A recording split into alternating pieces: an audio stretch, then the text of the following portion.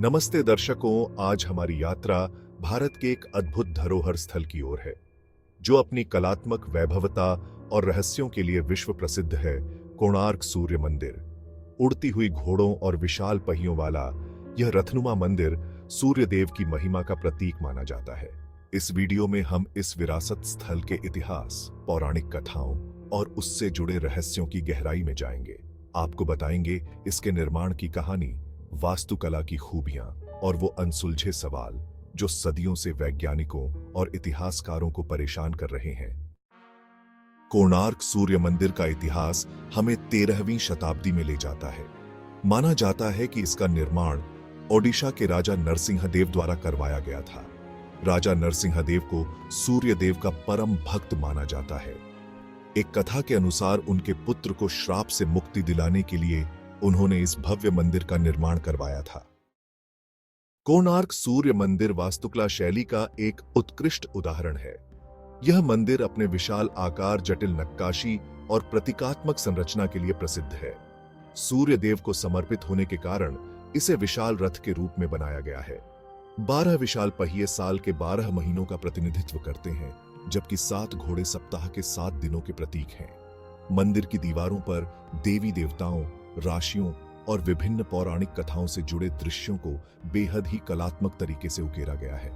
यहां तक कि मंदिर के बाहरी हिस्से पर भी कामुक मूर्तियों को देखा जा सकता है, जो उस समय के समाज की उदारवादी सोच को दर्शाती है।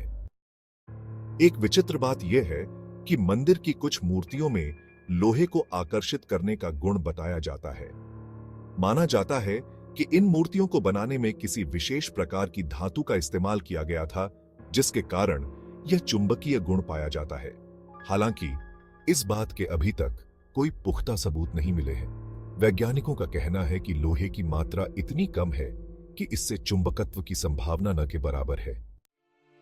कोणार्क सूर्य मंदिर के निर्माण में वास्तुशास्त्र का इतना गहरा ज्ञान इस्तेमाल किया है कि सूर्योदय के समय सूर्य की पहली किरणें सीधे गर्भगृह में स्थित सूर्य देव की प्रतिमा पर पड़ती हैं। यह नजारा वाकई में अद्भुत होता है। इसके अलावा मंदिर को इस तरह से बनाया गया है कि साल के किसी भी दिन इसकी कोई छाया नहीं बनती है।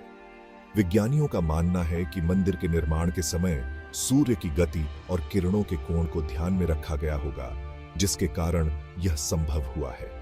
हालांकि कुछ लोगों का मानना है कि मंदिर के ऊपर एक विशाल चुंबक स्थापित था, जो सूर्य की किरणों को इस तरह से मोड़ देता था कि वे सीधे गर्भगृह में पहुंच सकें। मगर इस बात के लिए भी कोई ऐतिहासिक प्रमाण नहीं मिलता है। कुछ लोगों का मानना है कि मंदिर के शिखर पर एक विशाल चुंबक स्थापित था, जिसके कारण जहाजों की दिशा भटक जाती थी और वे दुर्घटनाग्रस्त हो जाते थे।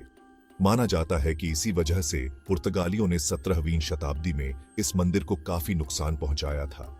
हालांकि इतिहासकार इस बात से सहमत नहीं है। उनके अनुसार जहाजों के दुर्घटनाग्रस्त होने का कारण खराब मौसम और समुद्री डाकुओं का आतंक रहा होगा। कोणार्क सूर्य मंदिर सिर्फ एक भव्य स्मारक ही नहीं है, बल्कि हिंदू धर्म और पौराणिक कथाओं से भी गहरा जुड़ा हुआ है। सूर्यदेव को समर्पित होने के कारण यहां साल भर हजारों श्रद्धालु दर्शन करने आते हैं। सूर्यदेव के रथ की कल्पना हिंदू धर्म में बहुत महत्वपूर्ण मानी जाती है। ऋग्वेद सहित कई धर्म ग्रंथों में सूर्यदेव को एक रथ पर सवार होकर आकाश का चक्कर लगाते हुए बताया गया है। रथ के पहिए रथुओं का, घोड़े दिनों का और सारथी समय का प्रतीक माना जाता है। छिपे हुए रहस्य। कोणार्क सूर्य मंदिर के रहस्यों की कहानी अभी खत्म नहीं हुई है। पुरातत्वविदों को अभी भी मंदिर के आसपास जमीन के नीचे कई गुप्त कक्षों या सुरंगों के होने का संदेह है। हो सकता है इन गुप्त कक्षों में मंदिर के निर्माण से जुड़े इतिहास या किसी खजाने को छिपाकर रखा गया हो।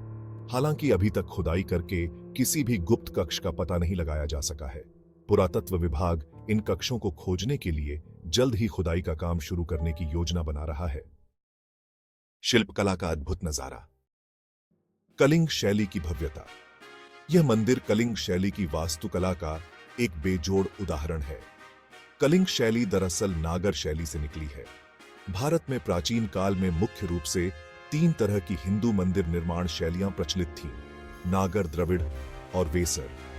इन शैलियों को उनके भौगोलिक प्रचलन के आधार पर बांटा गया था। जहां उत्तर भारत में नागर शैली का बोलबाला था, वहीं दक्षिण भारत में द्रविड़ शैली प्रचलित थी। मध्य और पूर्वी भारत में वेसर शैली को ज्यादा पसंद किया जाता था। इन तीनों शैलियों में सबसे बड़ा अंतर जमीन की बनावट और ऊंचाई को दर्शाने के तरीके में है। कलिंग शैली शुद्ध रूप से नागर शैली का ही एक रूप है। सूर्य की महिमा का प्रतीक। कहा जाता है कि इस मंदिर का ढांचा समय के ऊपर सूर्य के प्रभुत्व का प्रतीक है। सूर्य के रथ के रूप में बना यह विशाल पत्थर का मंदिर 24 पहियों पर चलता हुआ दिखाई देता है, जिसे 7 घोड़े खींच रहे हैं।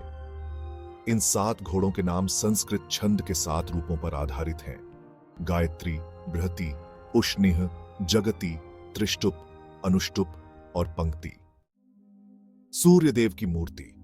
मंदिर में सूर्यदेव को दोनों हाथों में कमल लिए हुए खड़े दिखाया गया है।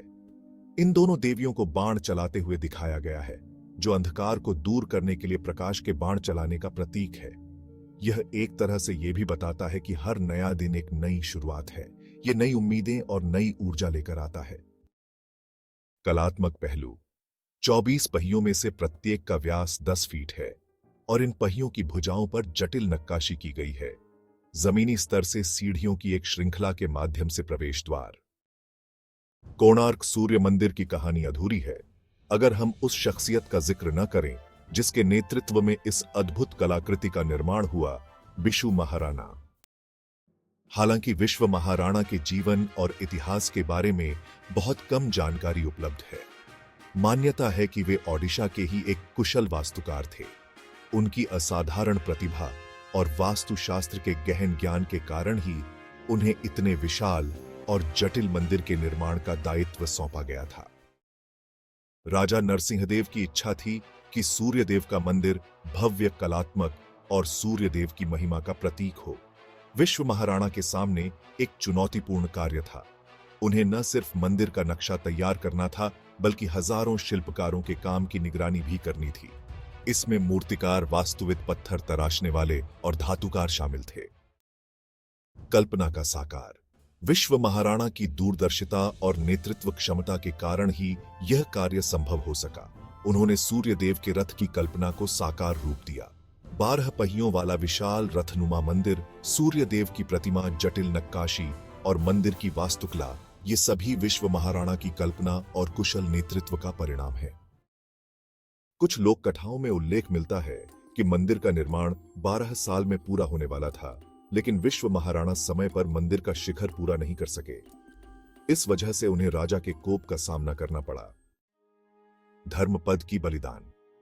कुछ कथाओं के अनुसार विश्व महाराणा के पुत्र धर्मपद ने अपने पिता और 1200 शिल्पकारों को बचाने के लिए एक महान बलिदान दिया। कथा के अनुसार धर्मपद ने रातों रात मंदिर का शिखर पूरा कर दिया, लेकिन इसके बाद उन्होंने कूदकर अपनी जान दे दी। हालांकि इस कहानी के भी कोई ऐतिहासिक प्रमाण नहीं मिलते हैं। बीसू महाराणा की विरासत। चाहे इतिहास हो या लोक कथा, एक बात तो साफ है कि विश्व महाराणा कोणार्क सूर्य मंदिर के निर्माण में अहम भूमिका निभाते हैं। उनकी दूरदर्शिता, प्रतिभा और नेतृत्व कौशल के कारण ही यह अद्भुत कलाकृति आज भी दुनिया को अचंभित करती है। आज का समय। आज भले ही विश्व महाराणा हमारे बीच ना हो, लेकिन उनकी कलात्मक विरासत कोणार्क सूर्य मंदिर के रूप में हमेशा बनी रहेगी। समय के साथ संघर्ष।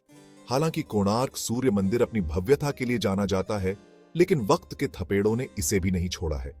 प्राकृतिक आपदाओं और विदेशी आक्रमणों के कारण मंदिर को काफी नुकसान पहुंचा है।